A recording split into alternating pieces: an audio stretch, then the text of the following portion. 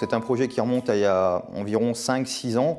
J'avais commencé à réaliser des croquis de cette voiture et suite effectivement à une reconversion professionnelle dans les milieux du composite et du dessin industriel, j'ai créé la société Gentil Automobile avec certains amis qui avaient une compétence technique dans ce domaine-là.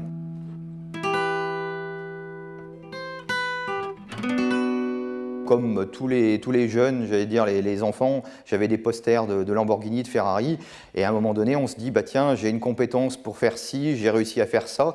Et finalement, lors d'une formation en composite, mon professeur m'a dit, bah, moi, je ne vous verrai pas fabriquer des pièces, mais je vous verrai plutôt fabriquer votre propre voiture. Et finalement, bah, parti de cette affirmation, je me suis dit, bah, finalement, il n'a peut-être pas tort, et on est parti là-dessus, et j'ai commencé à réaliser, après les cours, le soir, une maquette, et finalement, du diplôme obtenu en poste de chef d'atelier, j'ai continué là-dedans et à un moment donné, suite à une restructuration financière, j'ai créé la société Gentil Automobile.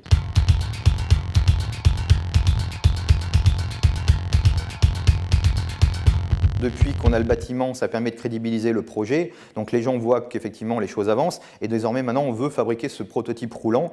Et l'objectif, c'est de pouvoir aller le présenter à des concours d'élégance, salons du luxe à travers le monde, pour signer des acomptes à la commande auprès de clients passionnés et multimillionnaires et lancer le projet industriel de production, lequel nécessite environ 5 millions d'euros lourds, on va dire, pour lancer ce projet, quoi. À l'étranger, ce projet serait né, j'allais dire, aux États-Unis, il aurait déjà abouti depuis un moment. Aujourd'hui, effectivement, on a quand même des bâtons dans les roues, c'est pas évident.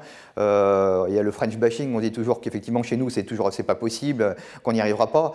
Et nous, finalement, on arrive à montrer aux gens que finalement, à force de ténacité, on arrive quand même à faire avancer les choses parce que, voilà, au départ, il y a 5 ans, c'était juste un projet virtuel derrière un ordinateur. Depuis, on a un vaste bâtiment qu'on est en train d'équiper avec des machines.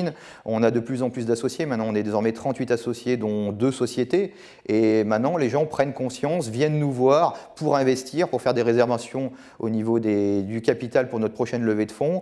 Là, on vient de lancer la vente en multipropriété de notre prototype. Et donc, les gens prennent conscience que finalement, eh ben, c'est possible.